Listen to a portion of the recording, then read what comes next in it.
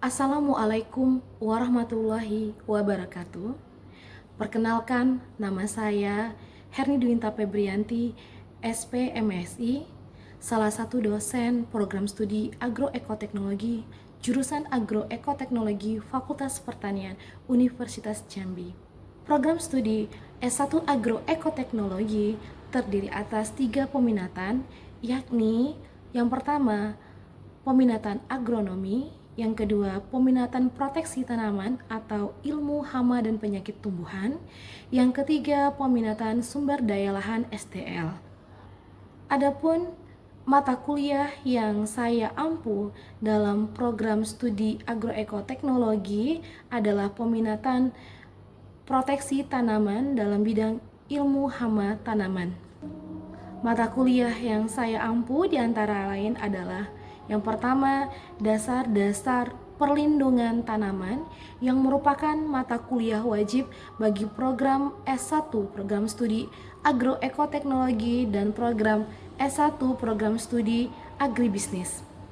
Selanjutnya ada mata kuliah ilmu hama tumbuhan, entomologi pertanian, ekologi serangga, pengendalian hayati, pengelolaan hama dan penyakit terpadu, dan hama penting tanaman utama.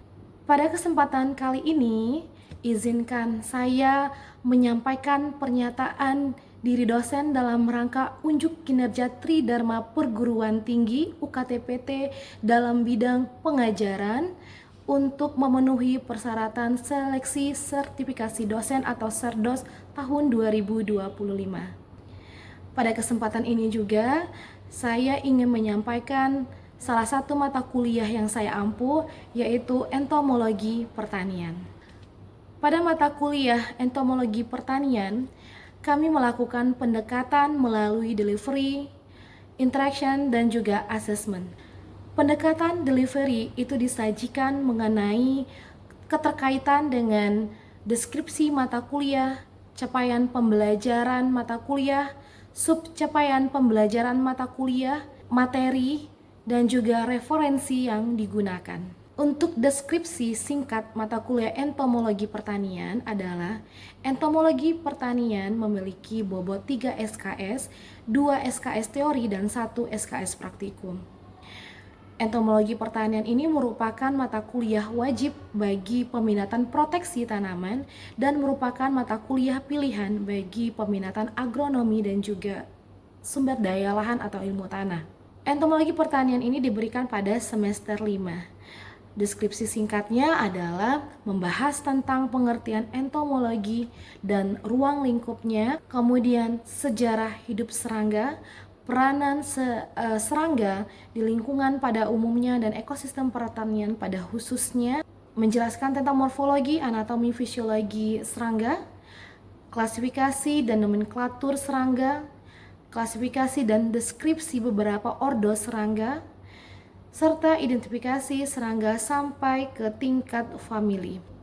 Untuk capaian pembelajaran mata kuliah atau CPMK, yang pertama, mahasiswa mampu menjelaskan pengertian dan ruang lingkup entomologi pertanian. Yang kedua, mahasiswa mampu menjelaskan peranan serangga di alam. Yang ketiga, mahasiswa mampu menganalisis, mengevaluasi morfologi, anatomi, dan juga fisiologi serangga. Yang keempat, mahasiswa mampu melakukan klasifikasi dan deskripsi beberapa ordo serangga. Yang kelima, mahasiswa mampu melakukan identifikasi serangga sampai ke tingkat famili. Untuk subcapaian pembelajaran mata kuliah diantara lain adalah yang pertama, mahasiswa mampu menjelaskan pengertian, ruang lingkup, perkembangan, dan keterkaitan entomologi dengan ilmu lainnya, dan juga sejarah hidup serangga. Yang kedua, mahasiswa mampu menjelaskan peranan serangga di lingkungan pada umumnya, serta ekosistem pertanian khususnya. Yang ketiga, mahasiswa mampu menganalisis, mengevaluasi morfologi, anatomi, dan juga fisiologi serangga yang mencakup integumen, sistem pencernaan dan ekskresi, sistem pernafasan, sistem saraf dan endokrin, serta sistem reproduksi pada serangga. Yang keempat, mahasiswa mampu melakukan klasifikasi dan deskripsi beberapa ordo serangga. Yang kelima, mahasiswa mampu melakukan identifikasi serangga sampai ke tingkat famili. Untuk bahan materi kajian yaitu yang pertama tinjauan umum entomologi pertanian, yang kedua peran serangga di lingkungan pada umumnya dan ekosistem pertanian khususnya. Yang ketiga itu adalah morfologi, anatomi dan juga fisiologi serangga. Yang keempat, klasifikasi, nomenklatur dan juga deskripsi beberapa ordo serangga. Yang kelima, identifikasi serangga sampai ke tingkat famili. Mata kuliah ini menggunakan metode PJBL dan juga case method. Untuk tugas yang diberikan itu ada tugas struktur dan juga tugas mandiri. Untuk tugas terstruktur antara lain adalah studi kasus, presentasi kelompok, dan juga identifikasi serangga. Sedangkan tugas mandiri yang kami berikan adalah review literatur dari jurnal-jurnal terkait serta mengidentifikasi satu spesies serangga.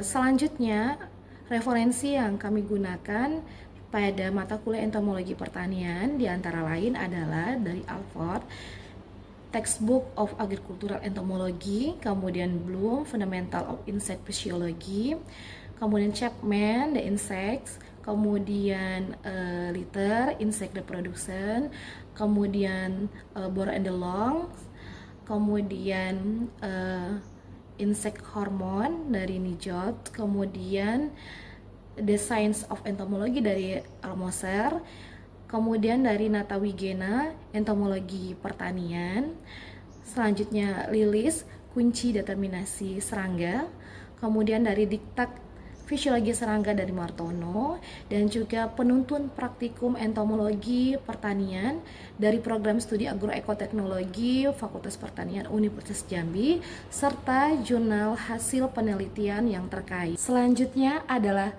cuplikan video pengajaran yang saya lakukan di dalam kelas. Terima kasih dan selamat menyaksikan. Assalamualaikum warahmatullahi wabarakatuh. Waalaikumsalam warahmatullahi wabarakatuh. Apa kabar semuanya? Alhamdulillah.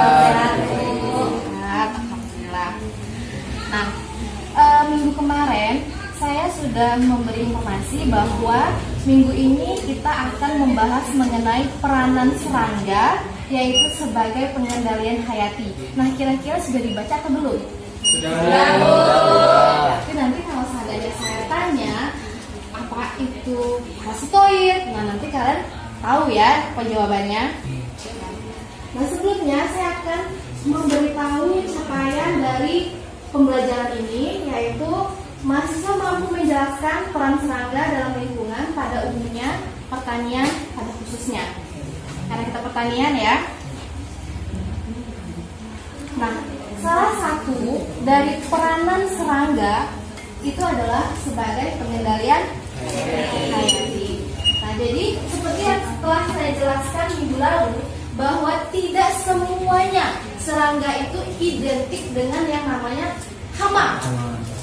Lebih banyak lagi ya yang menguntungkan dibandingkan yang merugikan. Nah, seperti yang minggu kemarin, seperti bahan makanan, bisa kan dalam mengandung protein yang tinggi. Kemudian juga sebagai bahan tekstil, bisa kan? Bisa. Banyak lagi kan? Nah, minggu ini mengenai pengendalian hayati. Nah, ini dia. Tujuan dari PH itu adalah untuk menekan populasi hama di lapangan. Jadi namanya serangga itu nggak hama semua ya, semuanya ada yang parasitoid dan ada predator. Nah, ini saya tanda tanyanya saya buat merah. Kelompok 1, kelompok 2, kelompok 3. Nah, kira-kira apa itu predator? Apa itu parasitoid? Kemudian yang di sini menggabungkan. Ayo, kelompok yang di sini. Apa itu predator? Kira-kira. Ya. Ya. Yang keempat. Baiklah, saya akan menjawab. Predator itu adalah hewan atau serangga yang memangsa hama secara berulang-ulang untuk memenuhi kebutuhan hidupnya. Predator adalah nanti dijawab oleh kelompok ini untuk mengulang. Oke, parasitoid. Kelompok di sini. Kalau parasitoid itu sendiri serangga yang lebih kecil dari mangsanya yang memparasiti mangsanya atau hama dengan cara memasuki badannya atau menempel di badannya. Terus sebagian siklus hidupnya itu tuh berada di dalam tubuh inangnya. Kelompok 3 yang terakhir menggabungkan antara predator dan parasitoid. Jawaban dari ini apa, ayo? Jadi kayak menambahkan mungkin. Iya, boleh. Jadi predator itu adalah serangga atau hewan yang mana dia memakan, memangsa atau memburu, bahkan bisa menghisap cairan dari inangnya. Nah, sedangkan parasitoid itu adalah serangga yang lebih kecil dari inang atau mangsanya. Itu dengan cara menghisap cairan dari inangnya, yang mana fase hidupnya ini hanya sebagian gitu, tidak selamanya di dalam tubuh inangnya tersebut untuk memenuhi kebutuhan hidupnya. Oke. Udah baca ya. Nah, pernah dengar yang namanya introduksi? Apa? Memasukkan musuh alami ke dalam satu. Iya, biasanya kita mengimpor musuh alami masuk ke dalam negeri, misalnya kayak gitu kan. Augmentasi, apa itu? Ya, tindakan yang lebih untuk mengembangbiakan. Nah, kemudian terakhir, konservasi. Apa itu konservasi?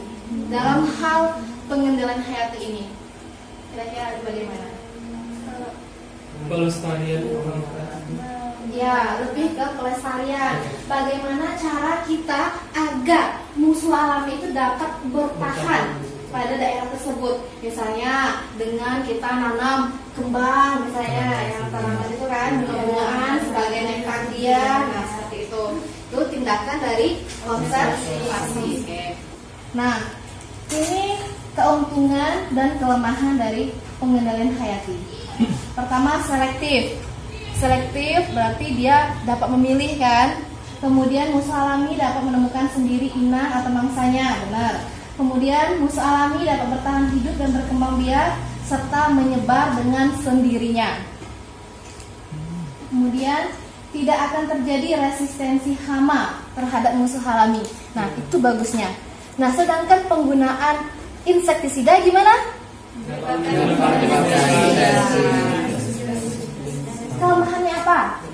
Lambat. Nggak apa-apa lambat kalau menurut saya, karena lambat tapi pas setelah berhasil dan dia bisa bertahan.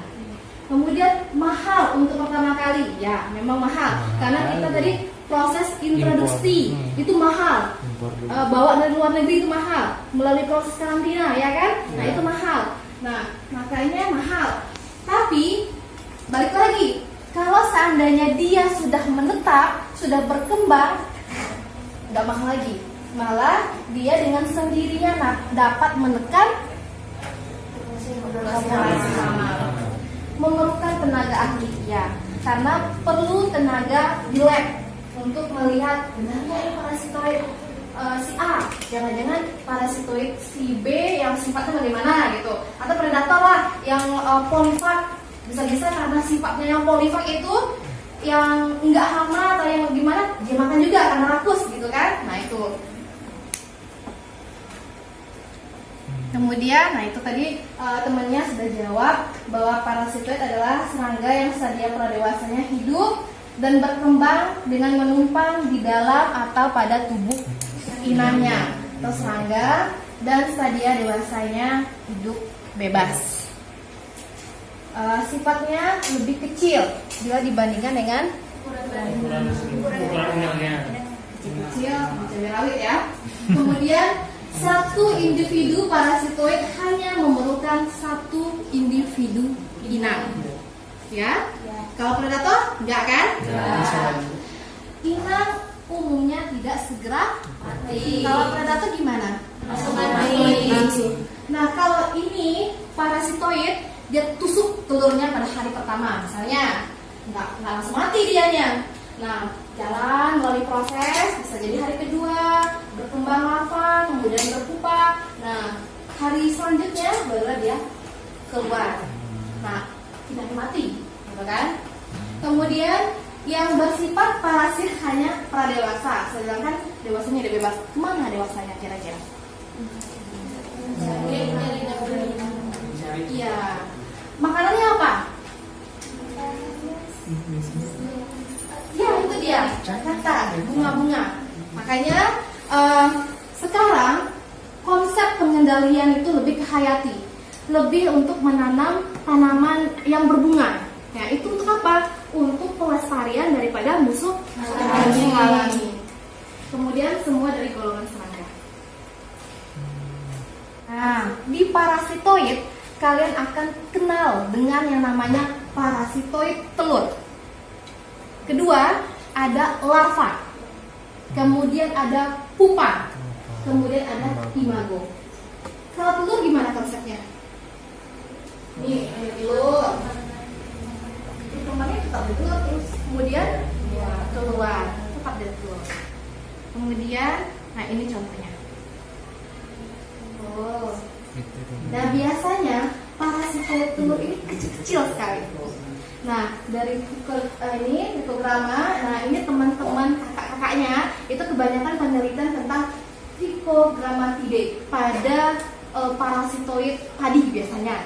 Ya, kemudian ini Sclerotidae juga parasitoid telur ya, kebanyakan. Contohnya. Kemudian larva. Ini di dalam dia berkembang, kemudian dia keluar, kemudian, nah ini dia. Kadang dia setelah keluar berpupanya di luar, kemudian terbang. Nah biasanya kayak gitu. Kemudian nah ini, lihat kan? Ini dia mungkin lagi ngelatakin telur kali ya. Apa namanya alat peletakan telur? Bentar ya. Kemudian nih kalsidide. Kalsidide ini pasti apa kira-kira? Kemudian nih ini. Nah, saya mau tanya lagi. Kira-kira dari parasitoid telur, larva, pupa, imago, mana yang lebih efektif? Apa? Larva. Kenapa? Karena sebagian besar yang menyebabkan yang bersifat sebagai hama pada tanaman itu pada fase larva. Kelompok ini? Kalau kelompok ini telur, soalnya kalau parasitis telur, otomatis sebagian besar tidak akan menjadi larva dan larva tidak terjadi. Berarti kalau tidak ada larva tidak akan menjadi hama. Kelompok 3 gimana? Kalau menurut kami dari imago. Imago? Kenapa? Karena kan apabila imagonya bisa teratasi dengan baik, maka tidak akan terjadi proses perteluran, sehingga tidak akan menjadi larva dan tidak akan menjadi imago. Ya gitu sih. Nah, semuanya itu efektif, cuman ada yang lebih efektif. Nah, kalau menurut saya setuju dengan kelompok 2. Parasitoid telur. Kenapa? Karena dia sudah istilahnya itu membunuh lah ya si telur sebelum dia menjadi larva. Nah, hama itu identik dengan yang namanya larva. Yang perusak yang kebanyakan itu larva. Nah, jadi sebelum dia merusak, dia udah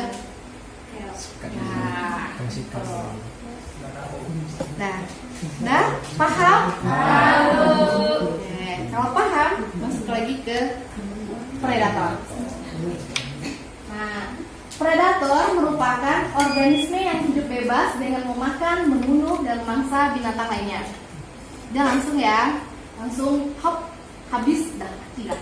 Kemudian ciri-ciri predator, ya dia mempunyai banyak mangsa karena sifatnya yang polifag biasanya. Tapi ada juga sih yang monofag. Kemudian predator mempunyai ukuran tubuh yang lebih besar, tapi ada juga yang kecil. Itu contohnya semut.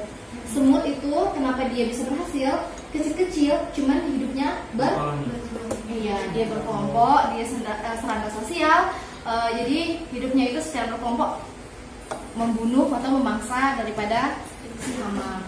Kemudian predator memangsa dan membunuh mangsa langsung sehingga memiliki daya cari yang tinggi. Kemudian fase dewasa, itu yang masih nomor 1 ya. Kemudian predator yang mencari mangsa adalah jantan, betina, dan dewasa. Sebagian besar predator mempunyai banyak pilihan mangsa, artinya predator memiliki inang alternatif. Ya, dia punya inang alternatif. Misalnya ya, misalnya? Contohnya aja laba-laba lah ya. Laba-laba satu misalnya, laba-laba A. Dia misalnya makanannya kutu daun. Kutu daun habis, dia bisa pindah ke kutu loncat misalnya. Kutu loncat habis, dia bisa pindah ke kutu yang lain-lain lagi gitu.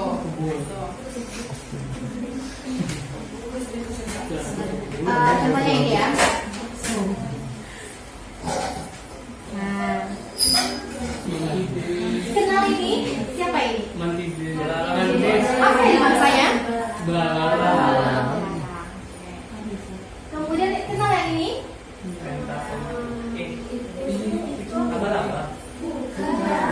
Apa? Kumbang Ya, ambilnya aja apa? Ini. Ya, kayak ini redu. Reduvide. Kemudian ini? Ini paling terkenal ya. Apa yang dibasminya? Makanannya apa? Kutu apa? Apa kapis itu? Kutu apa? Apit. Kutu apa? Kutu daun. Cirinya apa? Kutu daun. Ya.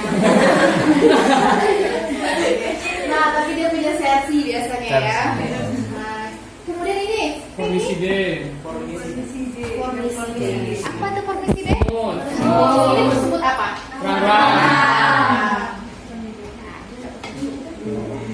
Saya punya video. Bentar ya. Ini kumbang apa? Koksis. Bagus ya? Iya. Itu apa ini mangsanya? Nih, dia punya sersi.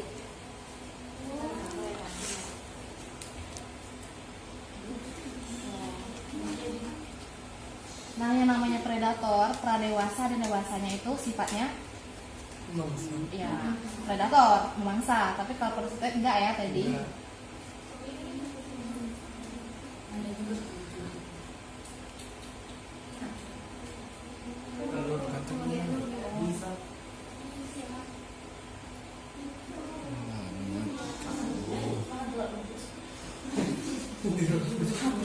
Itu dicepak dulu sudah ya. Di dadar dulu.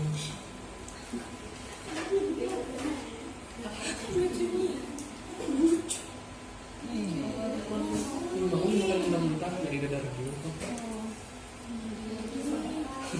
Mati. Karena dia sengaja pegain bangsa. Ya, telur itu. Telur apa? Itu daun.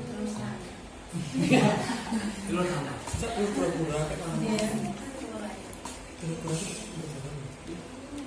penyuh pura-pura. Sama. Iya, penyuh jangan. Ya. Kita sedang makan bambu. Iya, dulu sekarang kan. Sekarang ada perundang-undangan.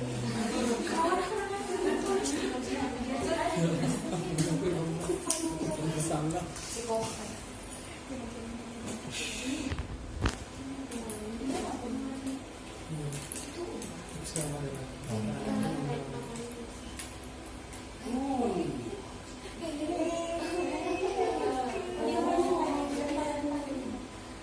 Baik tuh kakak yang ini lagi dikit. Apa itu? Itu parasit ovovisita. Iya. Dia bertelur kawan-kawan. kasihan. Tapi diam-diam udah sejuk kalau di depan kita tahu.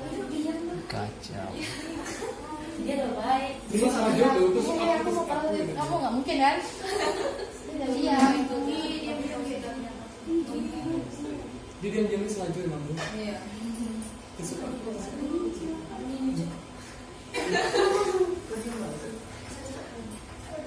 Nggak terasa ya.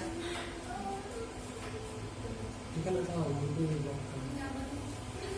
Aku lebih sembunyi.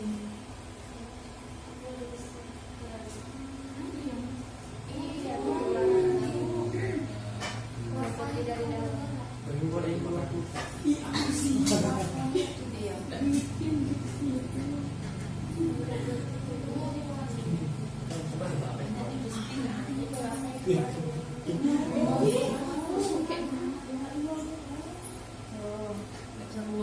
Kayak sesar gak sih?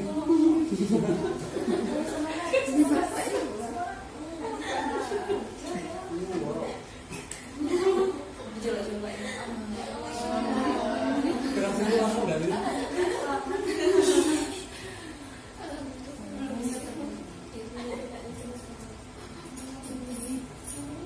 Centilnya jadi suka.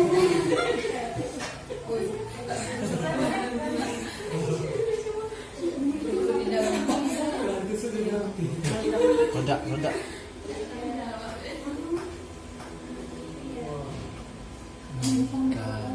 Iya, keras kan.